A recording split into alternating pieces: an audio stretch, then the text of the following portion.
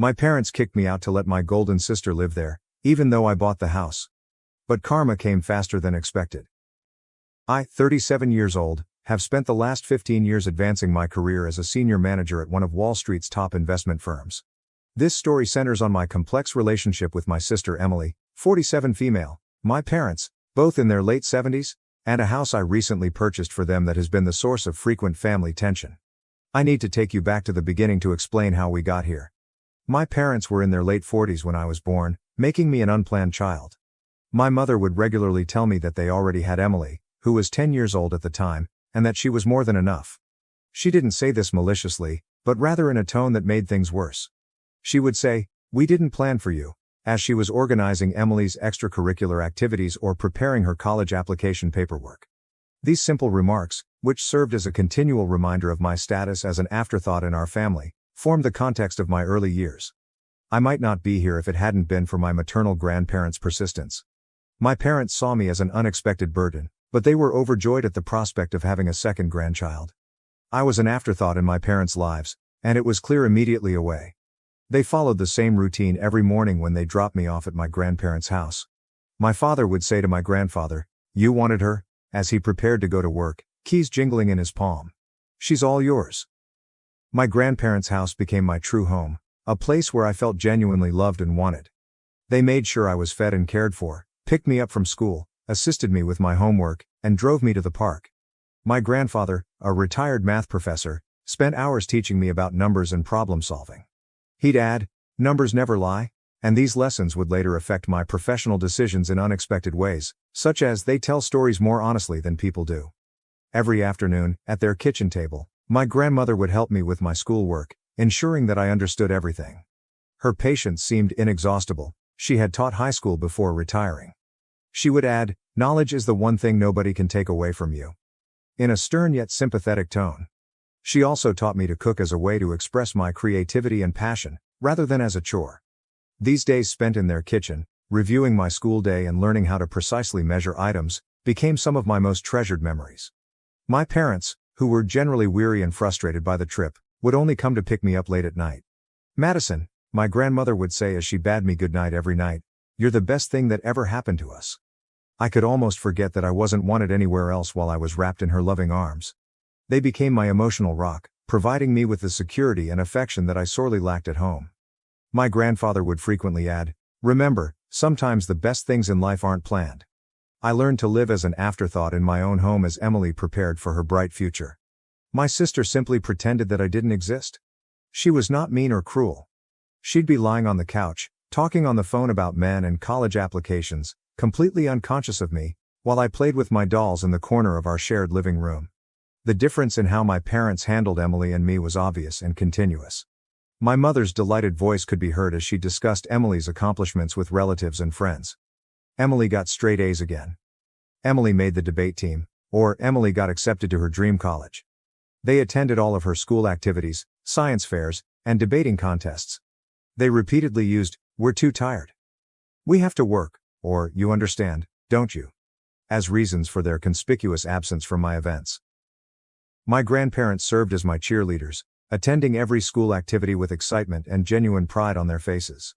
I hoped that Emily's departure to college would bring about changes at home. I was the daughter who stayed, and maybe my parents would finally see me. I was totally mistaken.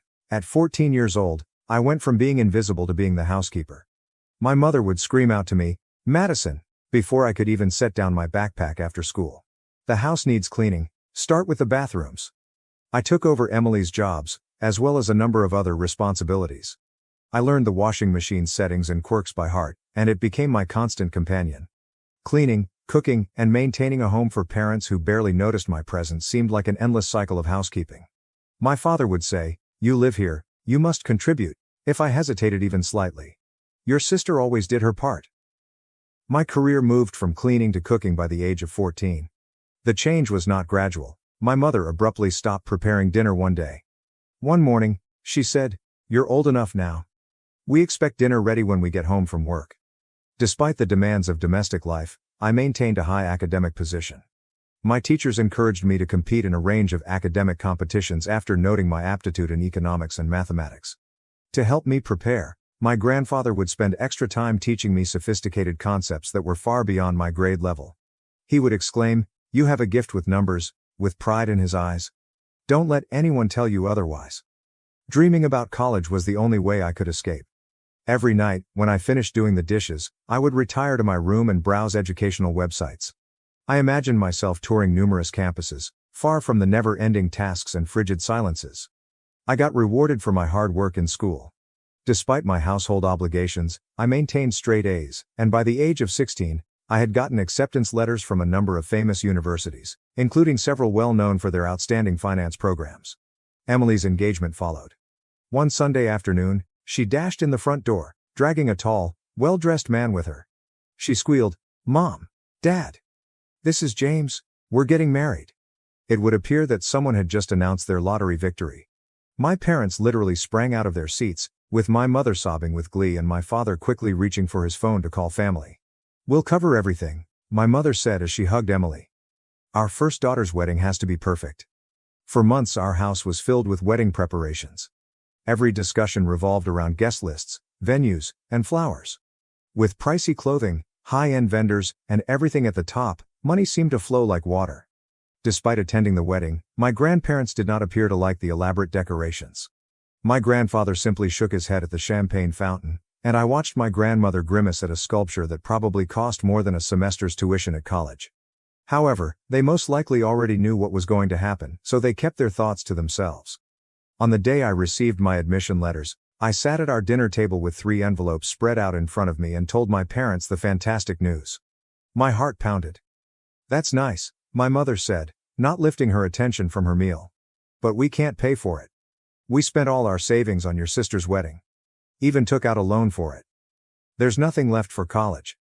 I stuttered and added, "But you paid for Emily's college," barely audible above a whisper. "That was different," my mother stated with a dismissive tone. "We saw potential in her." The ensuing silence was deafening. "You should get a job, save some money, and get student loans. That's what responsible adults do," my father added between phrases. I'd never dared to leave the table without being excused. I grabbed my phone with shaky hands and dialed my grandmother. I was crying within minutes of entering their well-known front door. My grandfather's demeanor stiffened as he listened to my story, but I couldn't see the glitter in his eyes. They exchanged a knowing look after I told them everything. My grandfather grabbed my hand and said, "Madison, we've been saving for your education since the day you were born, so we were expecting something like this." He came back with a folder after strolling to his study. Bank statements reflecting years of diligent savings were discovered inside. "You can choose any of those universities. We've got you covered." I moved in with my grandparents that evening after packing my belongings. When I told my parents I was leaving, they were downstairs watching television and barely looked up. My mother said, "Whatever you think is best," with her gaze fixated on the television. Did I sense relief in her voice? The years that followed were revolutionary. I opted to attend one of the top business schools to study financial analysis. Witnessing my parents' terrible financial management may have fueled my desire to do things right. My lecturers noticed my eagerness and innate financial skills. Before long, I was staying after class to discuss challenging financial concepts.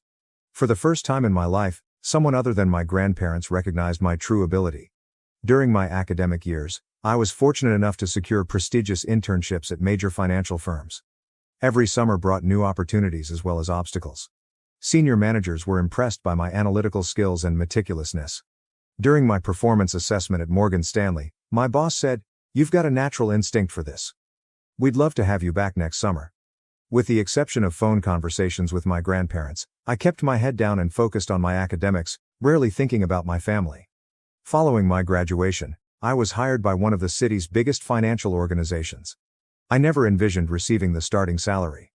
I found a nice, clean, and secure one-bedroom apartment. Every morning, I was thankful that I didn't have to prepare breakfast for anyone other than myself. As I immersed myself in each new challenge, my career took off, and I received incentives and promotions that I could not have imagined when I was younger. In 5 years, I worked my way up to a senior position, managing complex portfolios and cultivating strong client relationships. Within the industry, I was known for my strategic thinking and analytical accuracy. Every accomplishment felt like a hidden confirmation that my parents underestimate my skills. Meanwhile, I realized from rare conversations with my grandparents that Emily's marketing career was not going as well as she had hoped. Emily's husband James battled to keep his work. They were constantly begging for money from my parents. My grandmother informed me during one of our monthly calls, "Your mother emptied her retirement account last month to help them with rent. They just can't say no to her." After a year, the situation deteriorated. Even with our parents' help, Emily and James were no longer able to pay their rent. They and their twins, then 7, returned to my former bedroom. My parents, who had previously been very satisfied with Emily's accomplishments, now had to provide for her entire family, in addition to their golden child. I kept my distance, focusing on my own personal and professional development. Every bonus, promotion, and successful transaction served as a subliminal reminder that I wasn't the failure that my parents had prophesied. By my mid-30s, I had large investments and savings, including enough for a down payment on my own home. Then everything changed.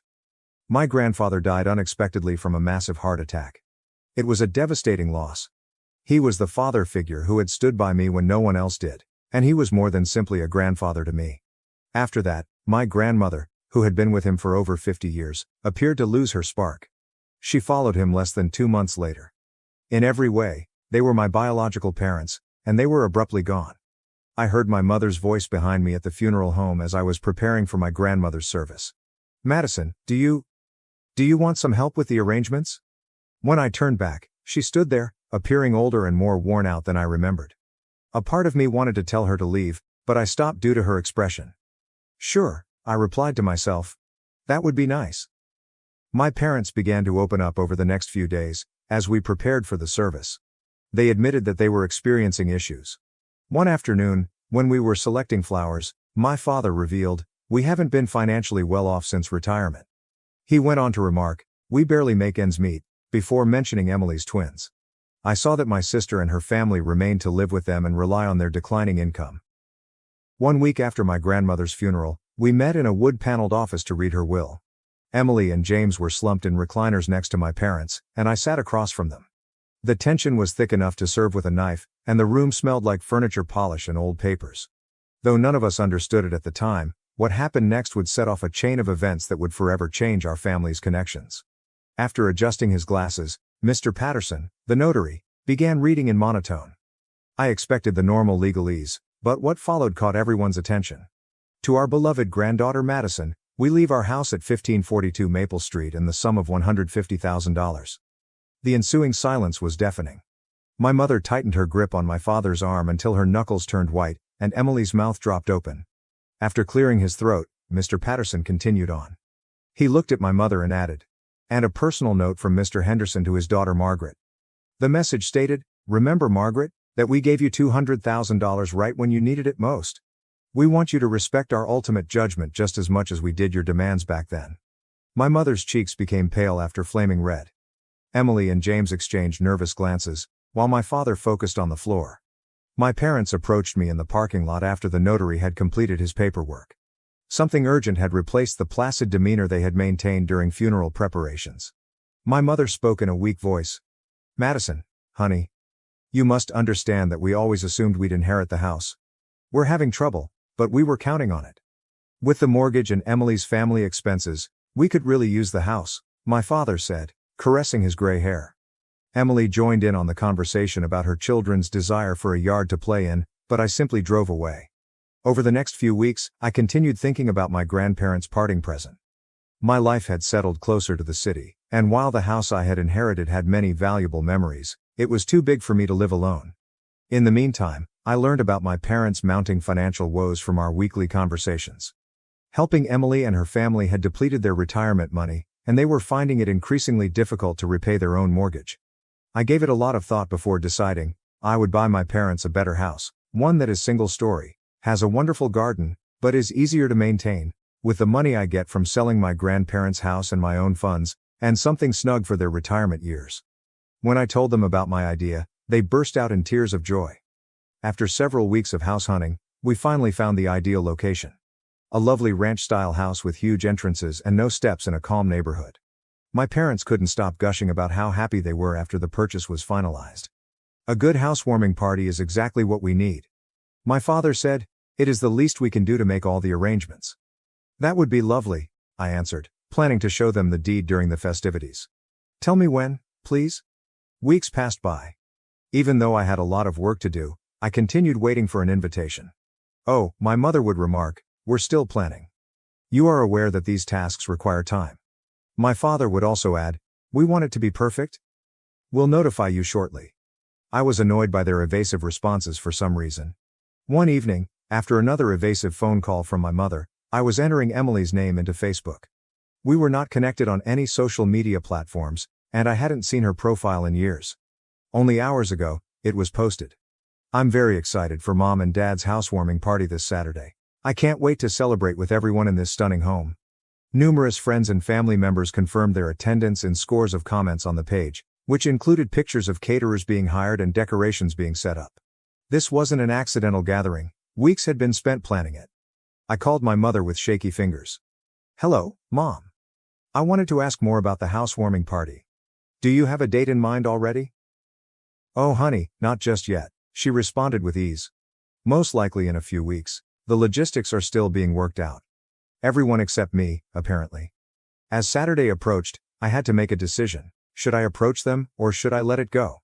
How could they exclude me from the festivities after everything that had happened, after I had bought them this house? I would soon find out, but not in the way I had expected. On Saturday, I parked a block from the house I had bought for my parents, and I could see dozens of people mingling through the windows, including Emily's social circle, friends, and relatives. My father gave tours of the house, and my mother, dressed in her special occasion pearls, greeted guests at the entrance. The home was decked with twinkling lights and welcoming banners, and laughter and music streamed out onto the street, indicating that they had spent weeks planning this housewarming party, to which I had not been invited. For a time, I sat in my car and watched Emily's twins chase each other past throngs of adults who were ogling them. I could see moving boxes with Emily's handwriting on them heaped in the corner through the big bay window. The process of transporting her family's goods had already begun. I sniffed carefully before sneaking in via the side entrance. The aroma of flowers and catered cuisine filled the home, and I followed my father's voice to the living room, where he was conversing with a group of people. "After all these years of hard labor, we finally got our dream home." My mother excitedly added, "Don't forget about Emily. She was quite helpful with the down payment. Such a beautiful daughter, always putting family first. Unlike some people," she said. In response to an inquiry concerning me, she stated, "Our younger daughter has not assisted us at all. Too preoccupied with her profession to worry about her family." As I stood in the doorway, heat surged to my face. Everyone jumped when I said, "Actually, I think you've got that backwards." There was complete stillness in the room, and my father was the first to recover, smirking fiercely. "Madison, what a surprise. Especially since you forgot to invite me to the housewarming party for the house I bought," I stated as I entered the room. His shoes rapidly drew Emily's husband's curiosity, and one of the twins grabbed Emily's sleeve in an attempt to figure out why everyone seemed so disturbed. "You bought it, but it is now ours. You can't expect eternal gratitude," my mother remarked, slightly harsh. My father added, "That's correct," gaining confidence. "And really, you're not welcome here. This is a family reunion." My mom informed me that Emily and her family had already sold their home and will be relocating here.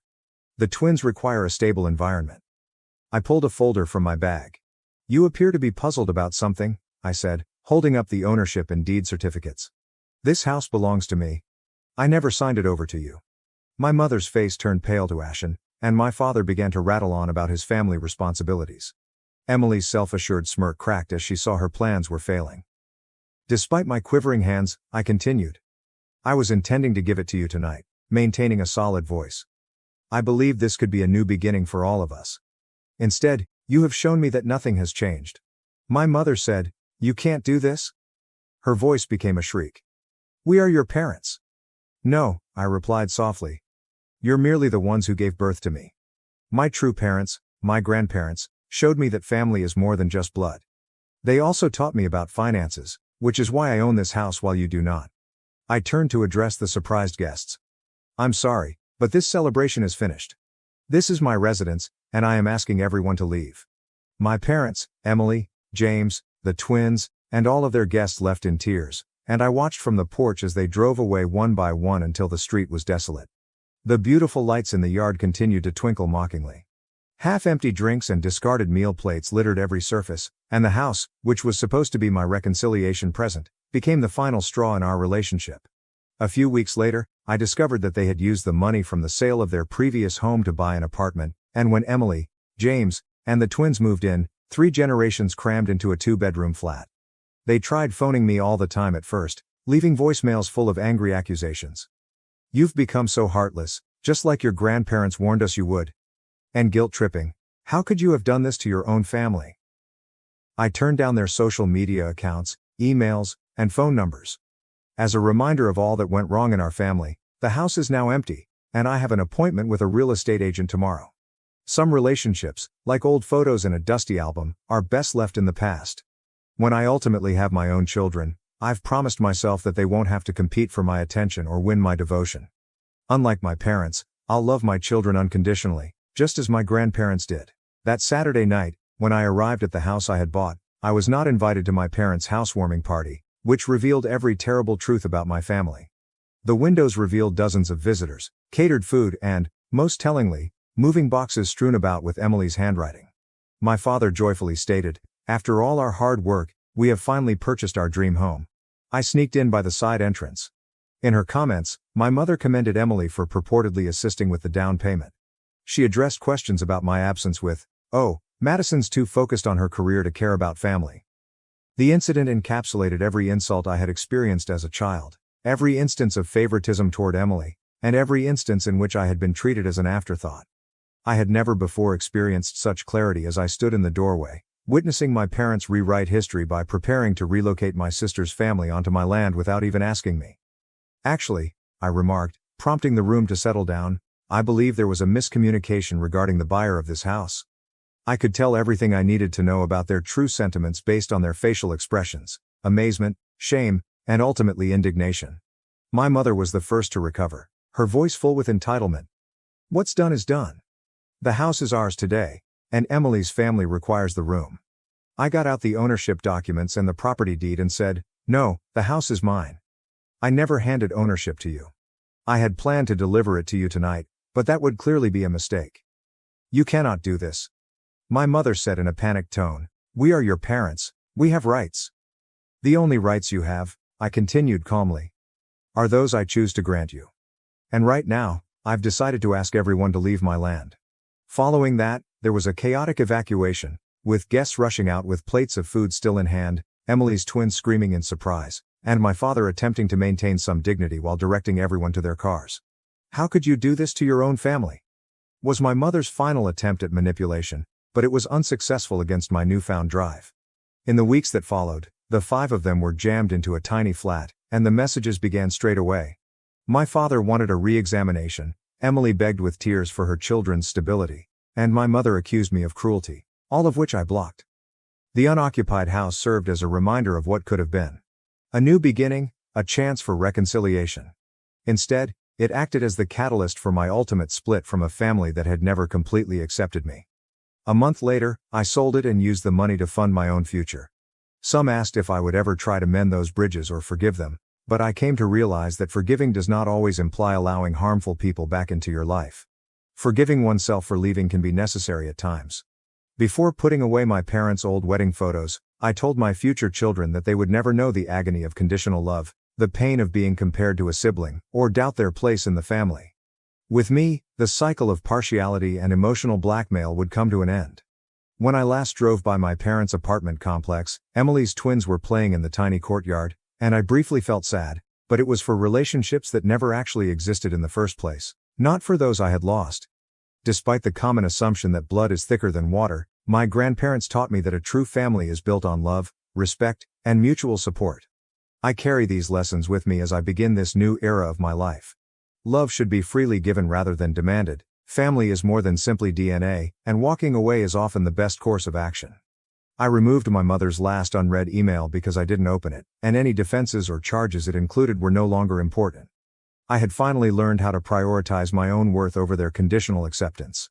Their kind of familial loyalty has no place in the life I'm establishing today.